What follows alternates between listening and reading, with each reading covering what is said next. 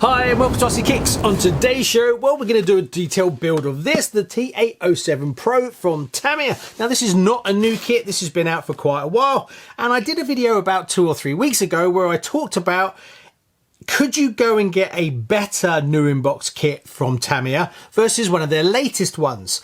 And that's what I did. I found this at a reasonable price, so I picked this up. Instead of going down the route of, say, their latest BD-01, or whether it's just instead of getting another TT02, as Tamiya have dropped a lot of new kits, well, nice new bodies, that are all on the TT02 chassis. And that's fine if you've never had one, but if you've had 2 or 3 of them, maybe you want something a bit different, or maybe you think you can get something a bit better for a little bit more money. So in this episode, the plan is we're going to build up the TA07 Pro, going to show you all the details and all the steps, and then in the next video in this series, we're going to get one of the latest bodies, put it on it, paint it all up, and then maybe take it to the track to give it a little bit of a drive. So if that interests you, well, you better stay tuned.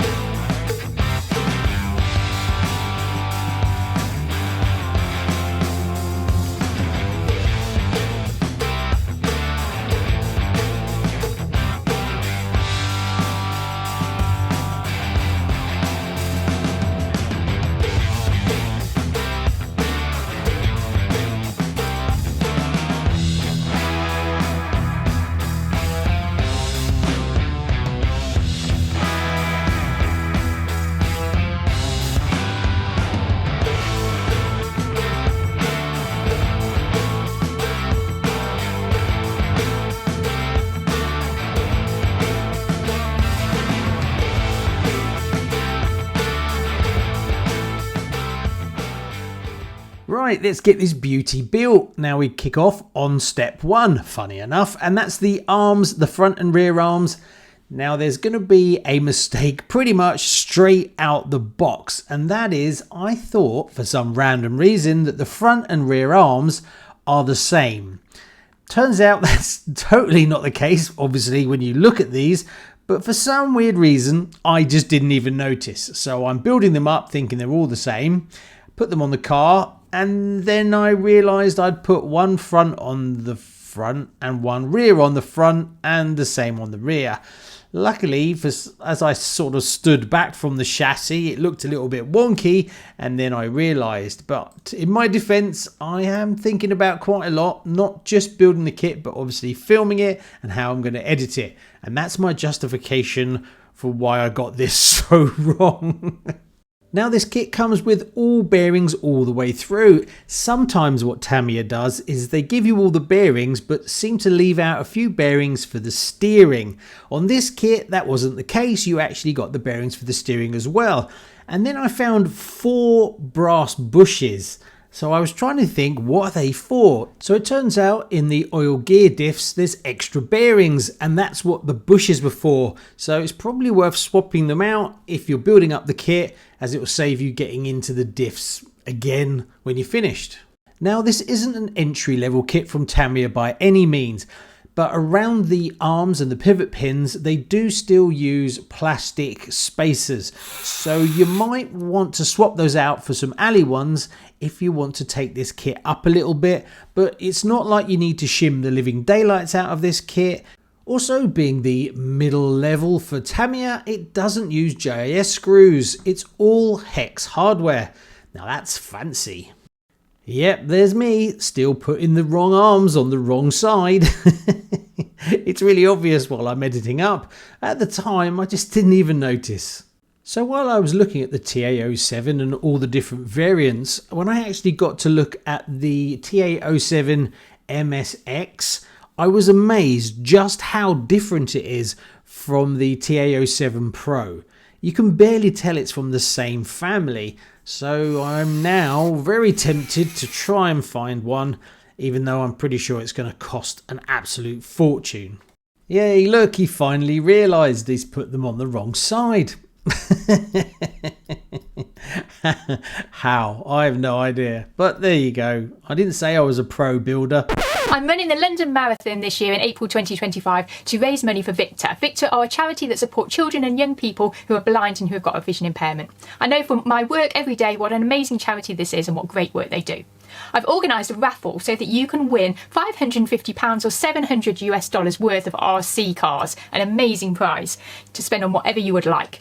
All the profits from this raffle will go to Victor. If you don't use raffle, then you can still donate using the link in the description, just like RCKicks has, using that same credit card that I used to buy the Traxxas Wide Max. Oh, come on! Now that the arms are all on the correct corners, we can move on, and then we've got to build up the spur gear, and then we're going to do the whole kind of motor mount section that goes into the middle of the car. Now you can set this up in 3 different locations, towards the back, slightly further forward, and then the center of the car. Now, on doing a bit of Googling, a lot of people said that the best position for indoor carpet racing on a smallish track is to have the motor at the middle section, which is what I'm going to do for this setup.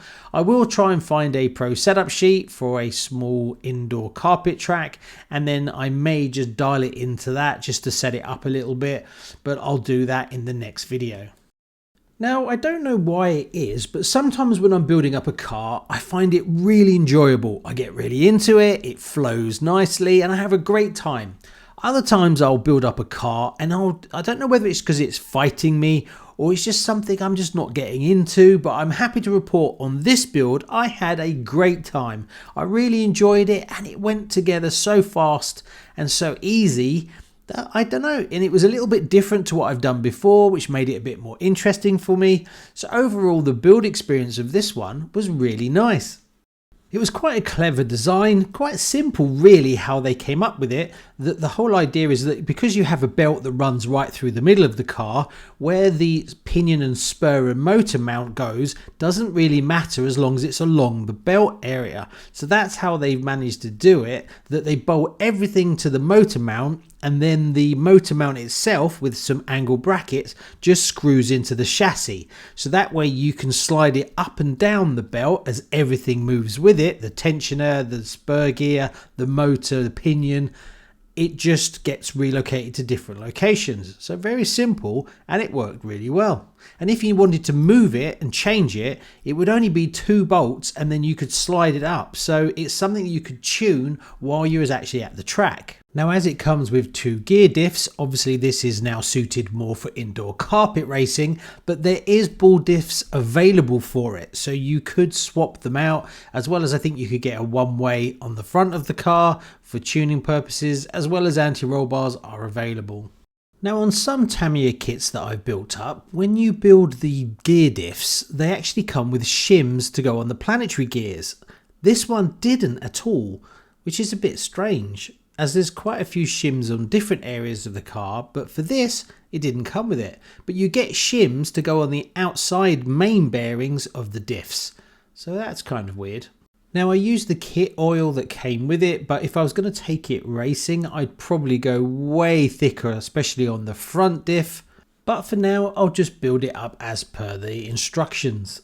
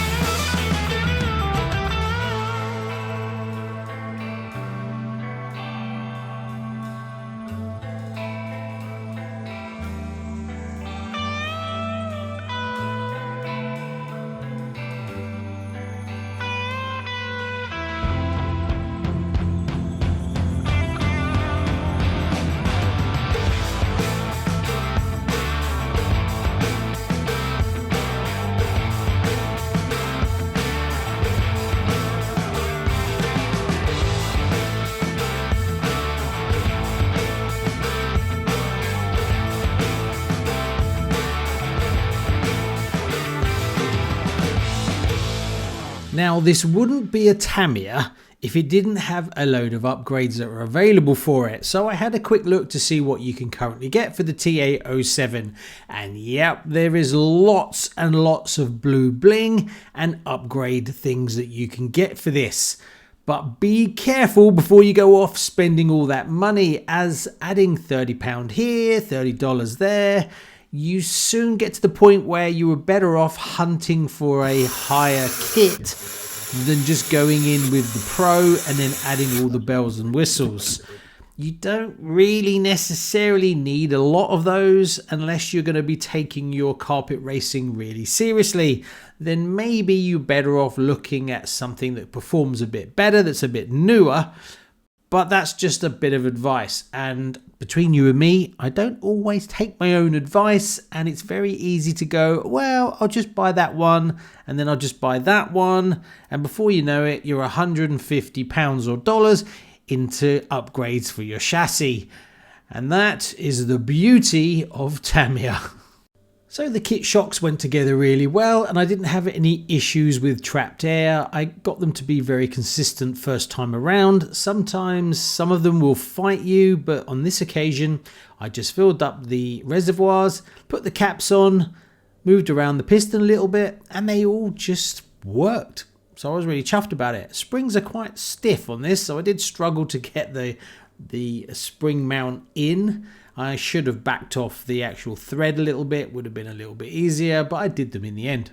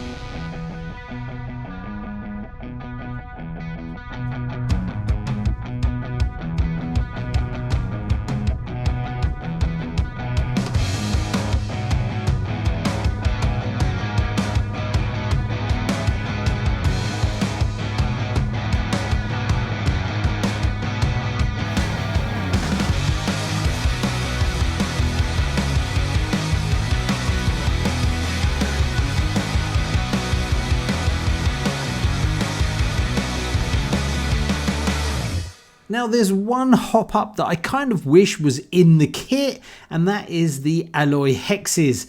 Yep, you've got all this blue bling that comes in the box, but you still got plastic hexes. Yeah, I know you can't see them, but it is a nice thing to have. And being that if you were going to take it racing, you definitely want to get some of those because you can lock them down so they don't fall off and you lose the pin. So that's probably the only one I'm going to bend my rule of not going to be adding any hop-ups to this, and I'll get some of those. And I'm pretty sure I'll end up getting a load of others, but let's not tell anyone. Moving on. For the eagle-eyed of you, you'll notice that I'm doing a few things out of order, like fitting this tower. Yeah, that's because I missed it in the manual, so I've had to go back and fit it. So if you're wondering why I haven't fitted the front tower when I did the rear one. Just because I forgot, that's the reason. And it's finally starting to look like a finished chassis. There is a few little things to do. There was this little flat plate, was an additional storage if you wanted to put any of your electronics on it. So I've added it for now, but if I then put electronics in it down the line and I don't find I use it, well, I can always take it out. Then we've got to put the front bumper on and then the actual body mounts, posts, and we're almost there. I did have a set of racing rims and tyres, so I've put them on for now. The ones that come with it, I've just put in the box. I'll probably end up using them for something else, as I really do like the look of the racing rims and tyres on these. They just look really snazzy. While I was finishing off the odd little tiny bit, I found that you got some decals in the box. So I thought I'd put a few of them on the chassis just to bling it up a little bit. Also, I'm terrible for remembering names of all the chassis, so having it written on the chassis is always really handy when I reference it again down the line.